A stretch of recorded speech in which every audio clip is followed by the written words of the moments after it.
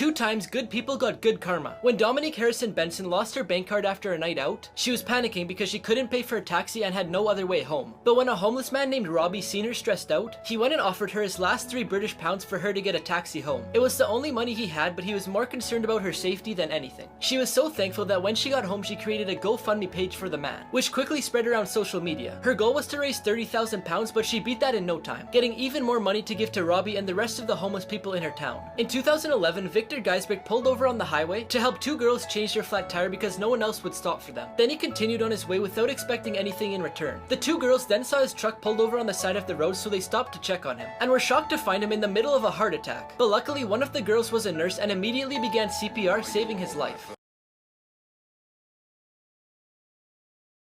This guy didn't do any work in a group project, so his partner got the ultimate revenge. The girl in the group needed 50% or better to pass the class and graduate, so she calculated that if she got 0% on the project, she would still pass. Since her partner didn't want to fail the class, he would call her every once in a while to see how she was doing. The girl kept saying she was almost done it when in reality she hadn't even started it. The day before it was due, he called her to ask her if she could send him the presentation. She sent him an empty PowerPoint, then shut off her phone so he couldn't call her. The day of the presentation, he was nervous, but the girl reassured him by saying she would do everything. When they got up to present to the class, she said, "I already had a good enough grade to pass the class, and since my partner decided not to do any work, I decided to take the day off." He ended up having to go to summer school, but he didn't pass, so he has to take his senior year all over again.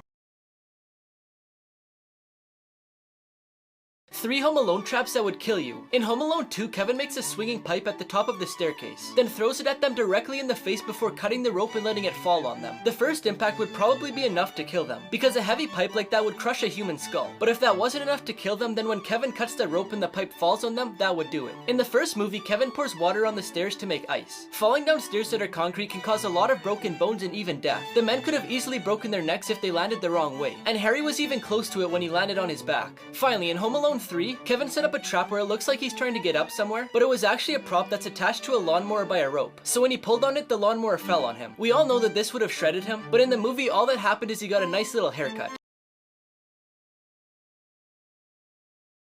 Everyday items that prisons have banned and why. Gum has been banned for a few reasons, but one of them is because it could be used to jam the cell door's lock. So when a guard tries to lock it, it won't and the prisoner can get out. A lot of prisoners spend time drawing or writing on paper, and although that's allowed, they can't have a notebook that has a spiral. You may think it's because it could be made into a weapon, which is true, but it could also be used to pick a lock. Finally, in lots of prisons, you're not allowed to have a hardback book, because they could be a good hiding place for a weapon, which has been done before, but another reason is because a big book like Harry Potter, for example, would hurt if someone was hit in the back of the head with it.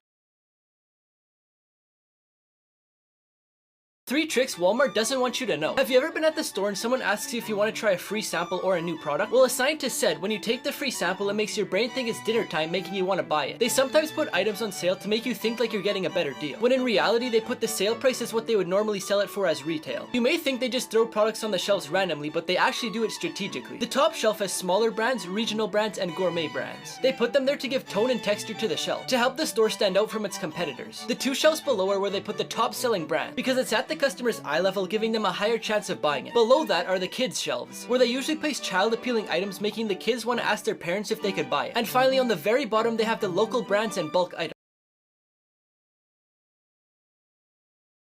This man swam in a cave but never returned, and a few years later the police found out the shocking truth. After going through financial difficulty and being $50,000 in debt, Ben McDonald needed an escape from reality. He decided to go explore the caves at a nearby park called Vortex Spring. Even though a certificate was required to go cave diving, he jumped in the water in the restricted zone anyway, and 2 of the park employees seen him go into it, but he wasn't spotted at his house for the next 2 days. His truck was still parked outside of the park with his wallet in it, and none of his neighbors had seen him. The local authorities began a search and rescue in the entire park, but after weeks of searching, they still hadn't found anything. So they called an expert cave diver named Ed Sorensen. The police were sure he would find his body because he was diving deeper than they had gone before, but he couldn't find anything and the case was classed as an unsolved mystery. Until a few years later when a park employee was mysteriously murdered. Apparently he had heard information about Ben's disappearance, which was actually a murder. The reason why none of Ben's remains were found is because they were removed from the crime scene, and the 2 park employees were paid by someone to leave before Ben returned to the surface. Many people believe he was killed because he got into illegal activity trying to pay off his debt.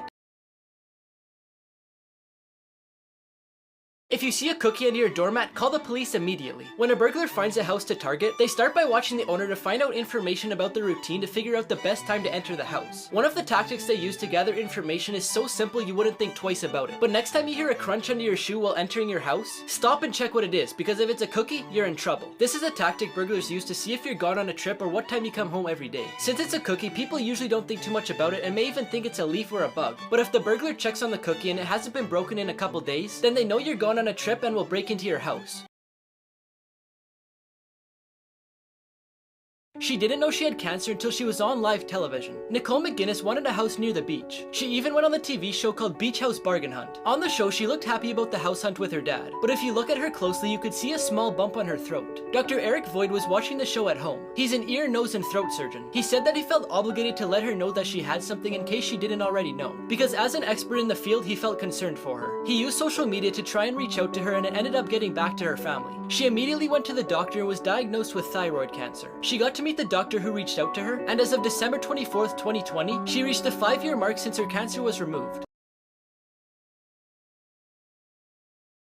Everyone laughed at this guy's house until they seen what was inside. This guy served in the US military as a pilot for almost 30 years. When he retired in his 60s, he bought a small little house in San Francisco, California. But the problem was, almost everyone else in his neighborhood was super rich, and pretty much lived in mansions. Because of this, his neighbors refused to speak to him and laughed at him when they seen him. One day, when he was sitting on his front porch, a bunch of rich kids showed up at his house and started making fun of him. At first, he was upset, but then he decided to invite the kids inside. And little did they know he was hiding the biggest secret in the entire neighborhood. But before I show you what's inside, I found this app that lets you prank your friends and family by dragging these stickers onto their text message to change it. Just press a button on my profile to get it. In his basement, there's a full-size flight simulator with millions of dollars.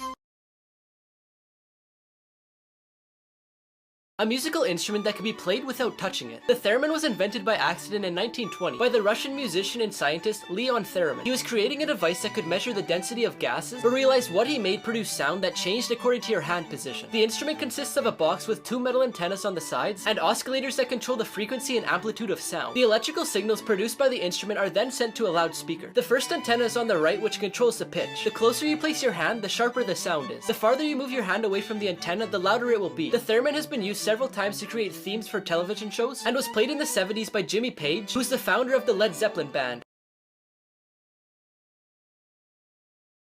This guy found 45 rattlesnakes under his house and you won't believe what he did with them. In 2019, a man started having problems with his cable service. He wanted to see if he could fix the problem himself, so he crawled into his crawl space to see if he could find a loose wire. But then he noticed a couple rattlesnakes, which are fairly common in Texas. But their venom can cause nausea, sweating, blurred vision, and even death. So being in an enclosed area with them isn't the best idea. But it got a lot worse when he noticed there wasn't just 2 snakes, but 45 of them. He immediately got out of there and called Big Country Snake Removal. They then came to his house and took them all out into buckets. The man lived around 40 minutes away from Sweetwater, which is famous for a rattlesnake roundup. They round up over 250,000 rattlesnakes in plastic bins before butchering them. Some people say it helps with rattlesnake awareness, where other people say it should be banned. The festival organizers paid $10 per pound of snakes, so he could have made around $2,700. But instead, he chose to have them delivered to a quiet place and released back into the wilderness. This couple waited 9 years to open their wedding gift, but when they finally did, it changed their lives forever. Kathy and Brendan got a gift from their friend, but she told them not to open it until they got into their first fight. Over the years, they had many fights, and it even got to the point where they considered getting a divorce. But each time, they would eventually end up resolving it so they wouldn't have to open the gift. She said if it wasn't for the gift, they wouldn't still be together because it taught them to be patient and understand each other before caving in and opening it. But one day, they decided to finally open it, and you won't believe what they found inside of it. But before I tell you, I found this app that tells you your celebrity lookalike, and apparently I look like Zach King. Just press the button on my profile to try it for yourself and let me know in the comments who you get. In the gifts, they found wine glasses, cash, and 2 notes. One note was for Kathy and it said to buy pizza with the cash and get a bath ready for both of them. The other note was for Brendan and it said to buy flowers and a bottle of wine.